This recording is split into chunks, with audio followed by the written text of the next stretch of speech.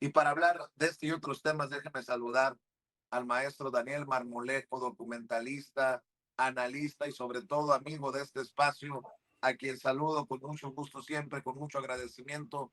Querido Daniel Marmolejo, tenemos que hablar de la policía del terror y un Donald Trump que de acuerdo a la gran mayoría de los estadounidenses está fuera de control. Mi querido Daniel Marmolejo.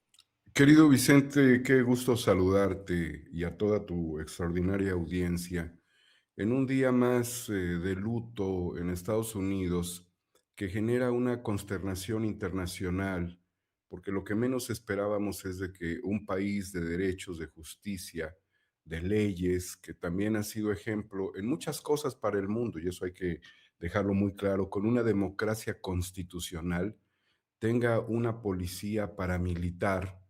¿Y por qué encuadrar a ICE en ese espectro? Porque cuando tú hablas de milicias, cuando hablas de ejércitos y también cuando hablas de grupos terroristas, que serían grupos informales que se crean, estás hablando del uso del poder letal, no estás hablando de estrategias de control, de sometimiento, que pueden encauzar procesos judiciales, sino que literalmente está señalando el uso excesivo de la fuerza y en un espectro real, bajo los acuerdos internacionales, los tratados de Ginebra, necesariamente tendría que haber consideraciones para aplicar la letalidad aún en los ejércitos. Y aquí no hay ninguna consideración de ese tipo porque estas personas no las puedes considerar ni terroristas ni beligerantes, sino activistas civiles desarmados. Entonces, la narrativa que se construye posteriormente por el gobierno de Estados Unidos es algo mucho peor porque revictimiza a los sujetos asesinados. ¿Qué significa esto? También significa que el marco de derechos humanos que debería de pues, abarcar a nuestros países en Norteamérica y en el continente, porque nosotros tenemos que ceñirnos al estilo de los acuerdos internacionales que tenemos claramente un sistema interamericano de justicia, ¿sí? Y el sistema interamericano pues establece la justicia pro persona y la defensa de los débiles. Entonces todo esto prácticamente en Estados Unidos se ha roto. ¿A qué nos llevaría la consideración de que ICE tiene más, digamos, características de grupos policiales y represores equivalentes a la Gestapo en Alemania, en la Alemania nazi? Pues evidentemente a toda la forma operativa, a todo el uso letal, a que no hay una judicialización de sus actos, no son reprimidas sus acciones de violencia, tienen a un personaje que es Greg Bovino, que acabamos de ver en estas imágenes, que tiene además toda la percha del nazismo, que se viste como se vestían los grupos de élite del nazismo, los que protegían a Hitler, ese Estado Mayor nazi de la SS, aunque opera en contra de la ciudadanía, es decir, no es un grupo de élite, sino es un grupo prácticamente depredador de los ciudadanos norteamericanos que están sembrando el terror. Entonces, ¿de qué se trata este tipo de operaciones? ¿A dónde va Estados Unidos? Y bueno, ya se está haciendo recurrente la frase de que Estados Unidos tendría que invadir a Estados Unidos para salvar a Estados Unidos de Estados Unidos. ¿Qué estamos entonces confrontando con esta frase? Que el uso de las estructuras gubernamentales, como este tipo de fuerzas paramilitares, que no son secretas además y que operan al margen de la ley y de la justicia, están socavando a la nación, porque nosotros pudiéramos considerar como parte de la nación norteamericana la influencia migratoria no solamente del sur hacia el norte, sino también de Europa, de Asia, de África. Es decir, que Estados Unidos, por su naturaleza, es un crisol de diferentes grupos, identidades, fenotipos, tradiciones y culturas que han logrado encontrar en un sistema de justicia la posibilidad de contribuir a un proceso del desarrollo de la misma nación norteamericana. Pero cuando se emplean todos estos recursos contra la gente, cuando puedes matar a dos personas de 37 años, los dos, Alex Pretty, que acabamos de escuchar su mensaje, y Renee Nicole Good, de 37 años, una mujer interesada y dedicada a las letras y a la poesía. Y además, cuando ves una ceremonia de traslado de los restos de Alex Pretty en el hospital donde él servía, pues como un enfermero geriátrico, lo cual significa una gran devoción por la enfermería y un máximo cuidado a las personas en la última etapa de sus vidas en condiciones de enfermedad. Entonces son personas, tanto la poeta Renee Nicole Wood como Alex, son personas altamente sensibles, participativas en un proyecto social, vinculadas con sus comunidades, solidarias frente a las enormes injusticias del gobierno de Donald Trump y que además perecieron víctimas de pues ejecuciones extrajudiciales protegidas por el propio Estado norteamericano. Entonces, la manera en la que se está socavando los derechos humanos en Estados Unidos, que siempre fue un crítico de cómo los estados totalitarios y cómo el comunismo y cómo los regímenes autocráticos implementaron condiciones de terror, no hay ninguna diferencia entre lo que pasa hoy en Minneapolis, donde además en otro ataque le arrancaron una parte de la mano a otra persona, estos antropoides armados de ICE. Nosotros ya deberíamos de identificarlos como antropoides. ¿Por qué? Porque no establecen códigos operativos. Es como si le dieras a un gorila o a un primate, pues un arma, pues va a disparar a lo pendejo. Y así literalmente parece que tienen un pánico a la ciudadanía, de tal suerte que pues el gobernador Tim Walz ha tenido que llamar a la Guardia Civil para evitar que esto desborde en una guerra civil. Entonces, ¿para qué el Estado, las estructuras, los aparatos policiales, paramilitares de Estado están afectando a la ciudadanía? Solamente para los migrantes, estas ejecuciones son ciudadanos norteamericanos. Y bueno, evidentemente las personas de nuestra condición étnica, mexicanos en Estados Unidos, están siendo arrestados de la peor forma, están siendo trasladados y lo peor también dentro del escenario indigno es que Greg Bovino o Gregory Bovino está consintiéndose a sí mismo las detenciones de infantes. Entonces está instalado el terror en Estados Unidos. Pero volvemos a la misma pregunta después de todas estas reflexiones. ¿Para qué el Estado destruye a la nación? ¿Acaso la nación no importa y el Estado es rehén de un grupo de sujetos que en una condición mesiánica de narcisismo maligno, que no tiene esto nada que ver con demencia frontotemporal, porque ya lo aclaró nuestro amigo el doctor Rodolfo Ondarza en uno de nuestros más recientes programas, donde hablan de diferentes tipos de patologías psiquiátricas, pero no de la demencia frontotemporal y de un claro narcisismo maligno, aplica las estrategias de la SS contra la población. Entonces, socavar con el Estado a la nación significa destruir las esencias de los Estados Unidos. Esto no se había puesto en relieve porque pensábamos que el Estado y la nación eran una cuestión, o una situación de suma inalterable, pero hoy vemos que no, y que no es solamente contra los migrantes. Y al margen de todo esto, para contribuir a la misma reflexión, en Davos se termina esta reunión de plenipotenciarios, de magnates, de tecnofascistas, en un ánimo de real estate. Faltó nada más Century 21 ahí para que empezara a establecer la lotificación y la venta de terrenos en Gaza, donde un payaso como Javier Milei, un sujeto que de niño fue amamantado en un casino y que las doctrinas económicas que recibió liberales incluso contradicen el proteccionismo de su jefe, Donald Trump, pues está clamando porque su estúpida firma y su hedionda persona, enano conceptual faraónico, pueda participar dentro de la firma gloriosa de un pacto o de una estrategia alterna, brutal, diferenciada del marco institucional y de las Naciones Unidas, para sentir que está haciendo una gran aportación al sionismo, y como no tiene este estúpido $1,000 millones para poder establecer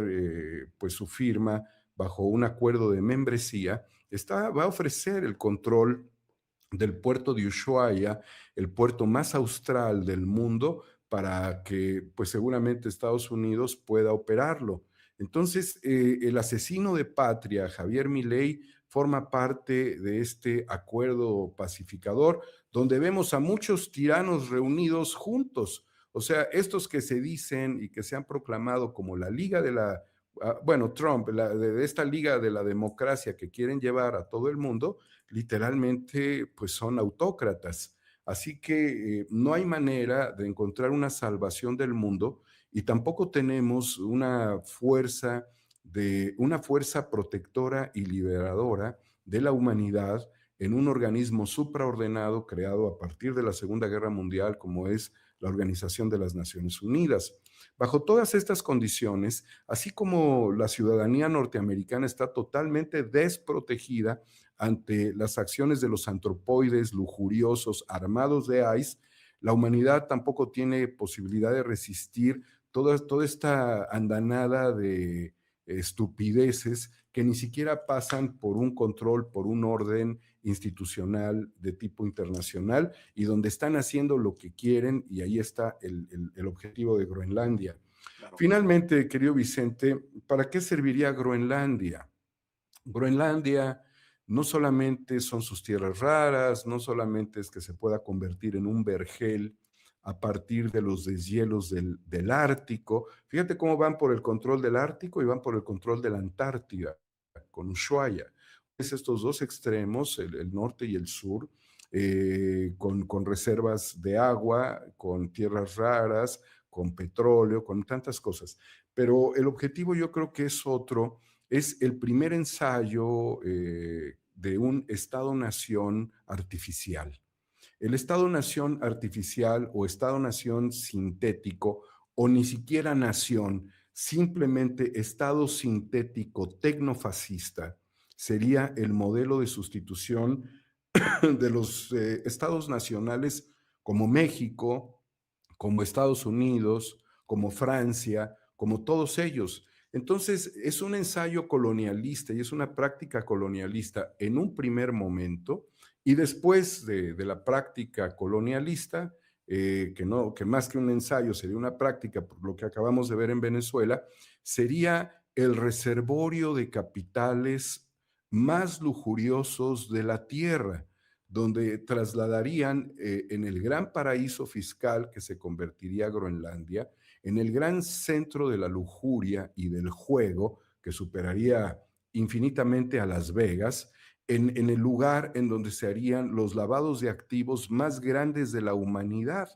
Con esto también pudiéramos tratar de analizar y de reflexionar si realmente es que Estados Unidos va a tener control de Groenlandia, si realmente el petróleo va a pasar efectivamente a Estados Unidos, o va a haber bifurcaciones de capitales para que la élite, que se consideran literalmente inmortales, o sea, yo creo que lo único que le faltaría a Donald Trump es establecer el acuerdo con el diablo para la inmortalidad.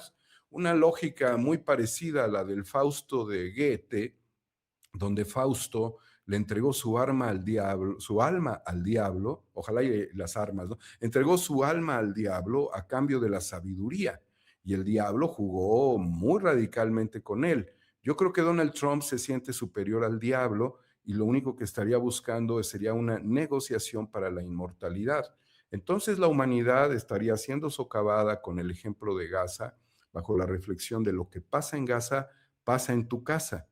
Y así como hemos visto que las fuerzas ¿de defensa de qué? Las fuerzas israelíes que cuando tenían que haber defendido en octubre de hace 2 años a la población estaban dormidos. Entonces las fuerzas de defensa israelí pues actuando contra la población y el ICE actuando contra población civil, violando los protocolos de Ginebra, violando pues el derecho internacional, tomando el control para la expoliación del petróleo en Venezuela y amenazando a México permanentemente.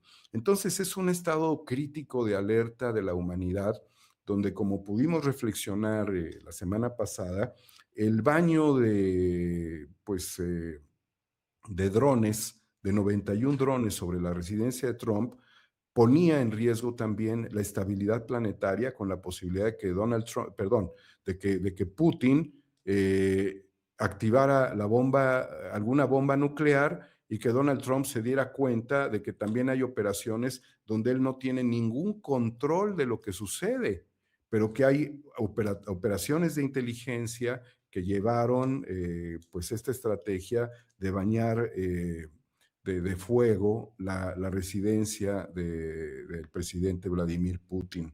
¿Qué más riesgos puede tener la humanidad en esta declaratoria de Tercera Guerra Mundial? Pues evidentemente, Vicente, quiero sumar a la reflexión que yo hice la semana pasada de que estamos en la Tercera Guerra Mundial, también que pues los relatores de Naciones Unidas hablan ya del camino hacia la Tercera Guerra Mundial. A lo largo de décadas que el poder disuasivo de las bombas nucleares establecen dos condiciones muy específicas. La primera es de que no habría una cuarta guerra mundial. Yo me reservo esa posibilidad. Sí puede haber una cuarta guerra mundial. Y la segunda es de que el intercambio sería letal, evidentemente, y yo creo que todavía lo mantendrían. Entonces estamos viendo la posibilidad de ensayar armas ultrasónicas, armas intercontinentales, terrorismo. Digo, ¿qué cosas? Vamos a un mundial de fútbol. Tienes un premio Nobel de la Paz que lo pones como si se tratara de estas estúpidas laminitas de YouTube por el número de usuarios, ¿no? Esa es la condición de honor, de medallas que se quiere colgar Donald Trump. Y la población, Vicente, bien gracias, la población a merced de antropoides armados. A ver, para cerrar, te pido algo que me ayudes también a reflexionar o a desmenuzar. Y le mando un saludo a Molay Maza, que también va llegando al sistema y ya platicaremos con él. Nos indigna lo de Gaza, obviamente. Nos pone en alerta lo ocurrido en Venezuela y los 100 muertos o más que quisieron hacernos pasar desapercibidos en la cobertura del operativo militar para secuestrar a Maduro. Vemos estos casos de ICE y son desgarradores. Pero en medio de todo, estoy seguro que viste lo que pasó en Salamanca, en Guanajuato, en un partido de fútbol, en un campo de fútbol, 11 muertos, 12 heridos, y el alcalde de Morena, por cierto, que allá en Salamanca, César Prieto, no solamente reconoce la crisis de inseguridad, sino que advierte que el crimen organizado quiere someter a la autoridad allá, y este es el llamado que hace incluso a la presidenta de la República. Permítanme que lo escuchemos, lo veamos juntos, Daniel. Claro que sí. A ver si lo tienes ese. Creo que es su video, déjame buscarlo en su lista, Ceci, el 29, creo que es el 29.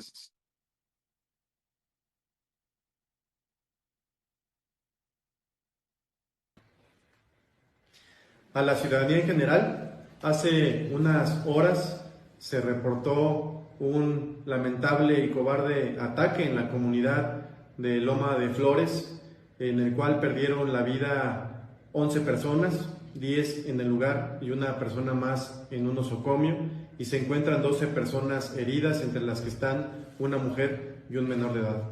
Este hecho se dio, como lo dijimos, en la comunidad de Loma de Flores, en un campo deportivo de fútbol después de un encuentro deportivo en el cual se encontraban conviviendo las personas y un comando armado llegó y atacó a estas personas. Este hecho se suma a una ola de violencia que lamentablemente padecemos en el estado y particularmente en Salamanca. El día de ayer tuvimos 5 personas asesinadas en la comunidad de 4 de Altamira, una más en San Vicente de Flores, y la semana pasada se dio también una amenaza de un artefacto explosivo en una instalación federal, particularmente en la puerta 4 de Pemex, donde gracias a la intervención de las autoridades federales pudo ser desactivada y no causó daño alguno. Salamanca es una ciudad que le ha dado mucho a nuestro país. Tenemos una refinería y somos palanca del desarrollo, y hoy estamos pasando por un momento grave, una grave descomposición social. Lamentablemente hay grupos criminales tratando de someter a la autoridad, cosa que no van a lograr.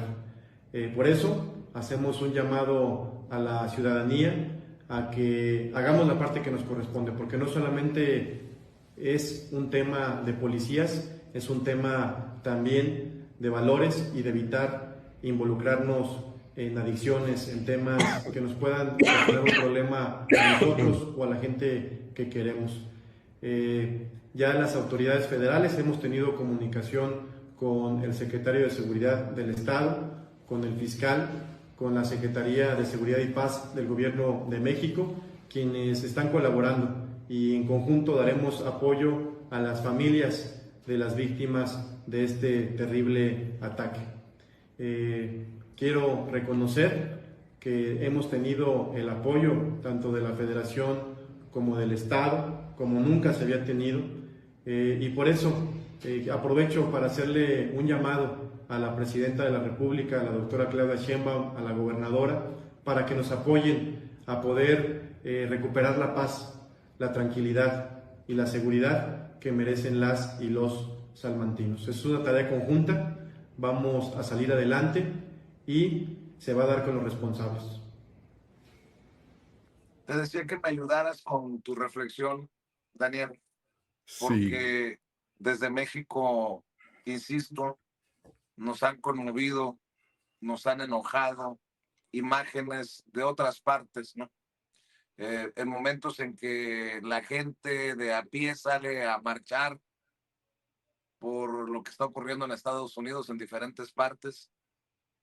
En México tenemos una situación muy complicada en zonas como esta de Salamanca, en Guanajuato, y una masacre, no se le puede llamar de otra manera.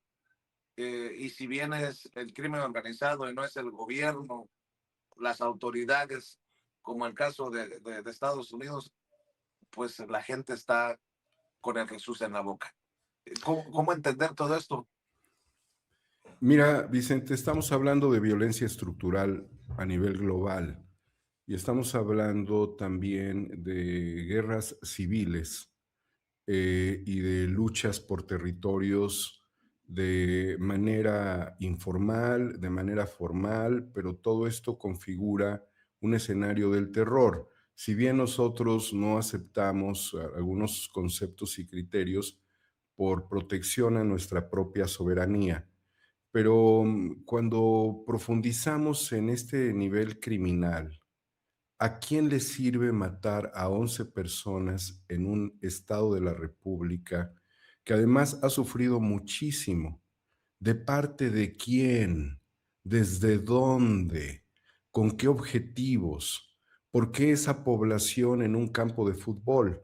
Yo conozco Salamanca, Vicente, e incluso he recorrido el estado de Guanajuato y esta zona hasta el Panteón mismo, donde una de las cosas más aterradoras es ver lápidas de personas que recientemente fueron ejecutadas, además de pues conocer los testimonios de las madres buscadoras de Salamanca y de vivir momentos de mucha tensión personal mientras yo pues investigaba este fenómeno que tiene no solamente el enfoque de la ejecución, que ya es de por sí una brutalidad. O sea, Salamanca es Gaza, Minnesota es Salamanca, Gaza es Auschwitz. ¿Qué es el mundo en este momento? Y he hablado al respecto también con distintas autoridades judiciales de los fenómenos de destrucción del tejido social, y te lo puedo decir abiertamente en Tamaulipas, donde autoridades me han dicho, no hay manera de restablecer el tejido social en gran parte del estado y en ciudades como Reynosa, por ejemplo, donde nosotros vimos la manera tan brutal en la que fue ejecutado en su camioneta un integrante de la Fiscalía General de la República, al que después de balear y de que su camioneta estuviese siendo sometida, le lanzaron una granada para explotar el vehículo y que afortunadamente una persona lo logró arrastrar. El escenario es tan cruento, Vicente, para poder dimensionar la violencia estructural en el grado más infame, que en el caso de estas ejecuciones, tristemente, dolorosamente, eh, sin ninguna razón, los familiares enterrarán a sus víctimas. Pero allí mismo, en Salamanca, muchas de las personas que han sido sometidas por el crimen organizado a desapariciones forzadas han sido incinerados sus cuerpos. Y muchas de estas incineraciones ocurren estando pues vivos. Y no solamente eso, sino que también en el caso de las fosas clandestinas, solamente dejan una parte del cuerpo de las personas enterradas en un punto y en otro punto que no se sabe cuál es, dejan la otra parte. Significa que la extensión del dolor de las familias, de las personas desaparecidas, nunca se calma porque hay una fragmentación del cuerpo y la búsqueda entonces no termina. Puede alargarse por años y puede ni siquiera resolverse. Por eso, dentro de los testimonios que yo también tengo en un documental, en un reportaje documental que se llama Guanajuato Trágico, que ustedes pueden ver en el canal de Cuarta República, 4A República, véanlo por favor. Los testimonios desgarradores de las madres que nos expresan cómo fueron detenidos sus familiares y cómo se realizan las búsquedas, se extiende también al nivel de la ejecución de las propias madres buscadoras o de los familiares que se ven obligados a desistir.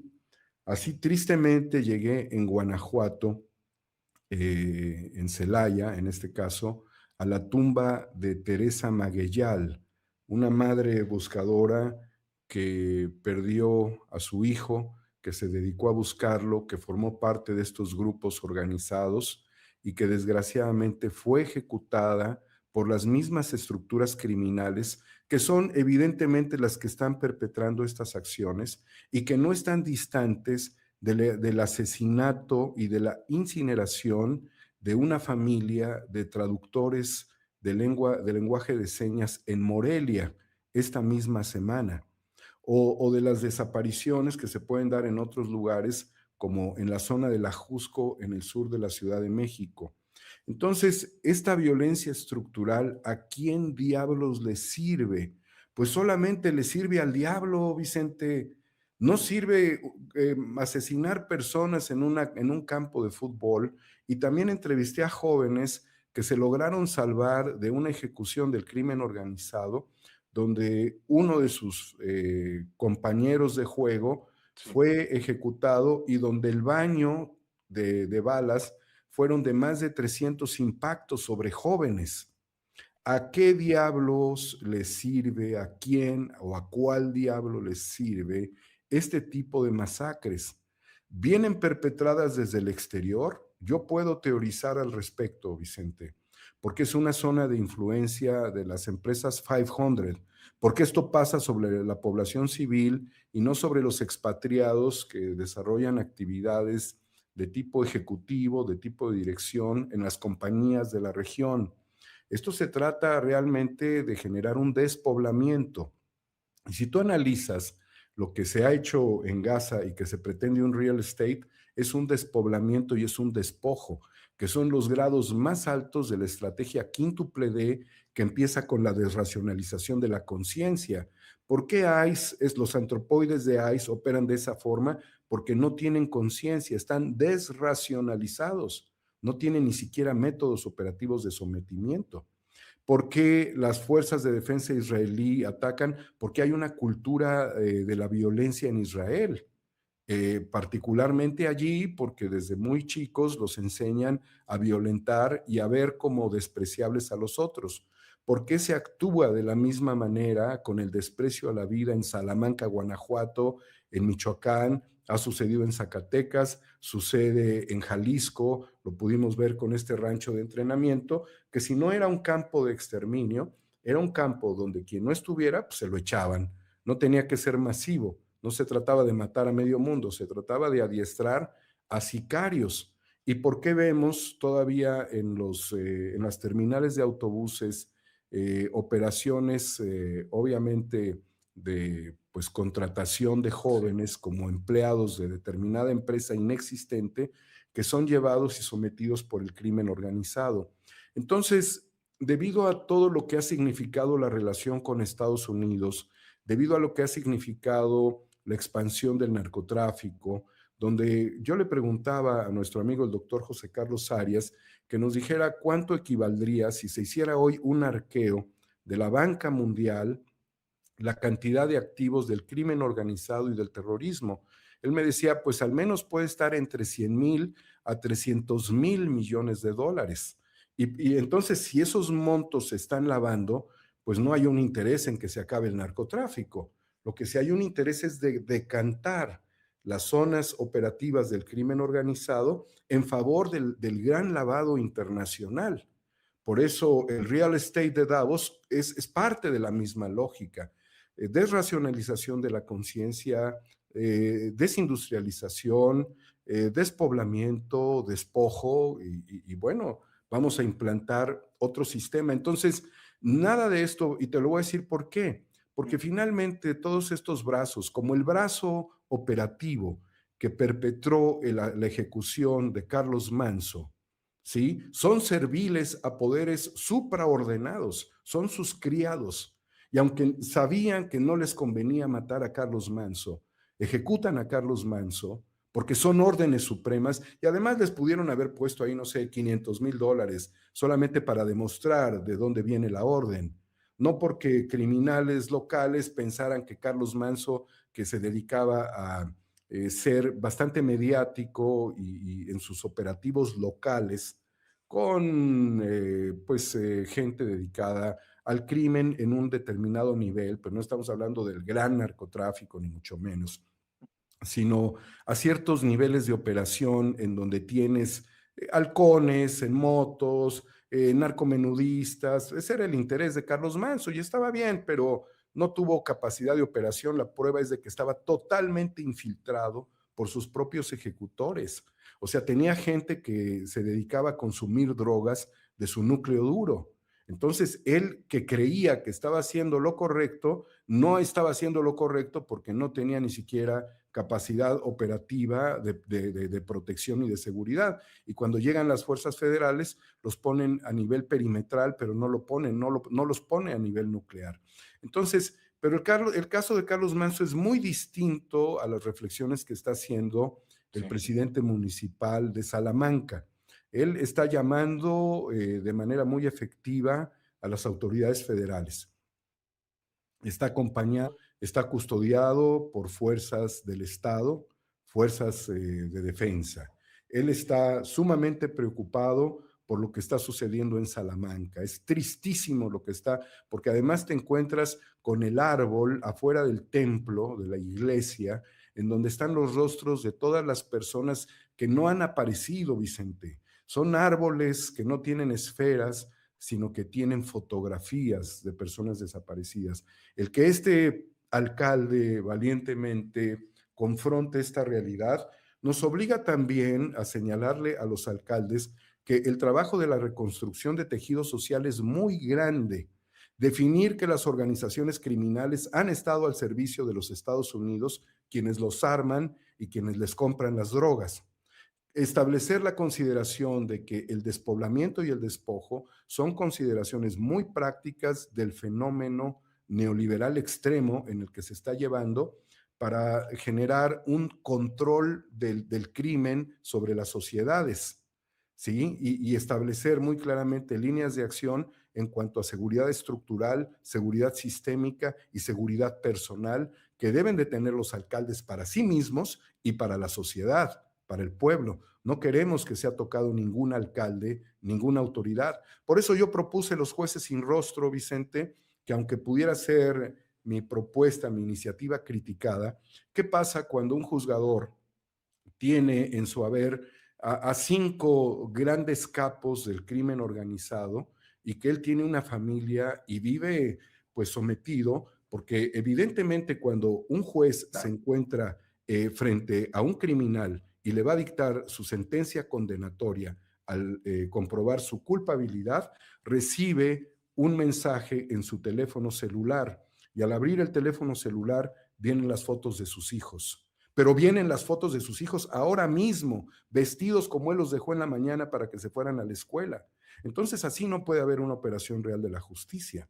Por eso, aunque los justiciables puedan considerar inadecuado y también quienes están en la esfera del poder judicial o de la reflexión judicial, sí, de que es inadecuado establecer a los jueces sin rostro en nuestro país, el nivel criminal que estamos viendo y al servicio del diablo requieren que cuando menos también impongamos condiciones de seguridad para nuestros juzgadores. Finalmente, sí, Vicente, es un daño estructural a la humanidad lo que estamos viendo y es un proceso de deshumanización.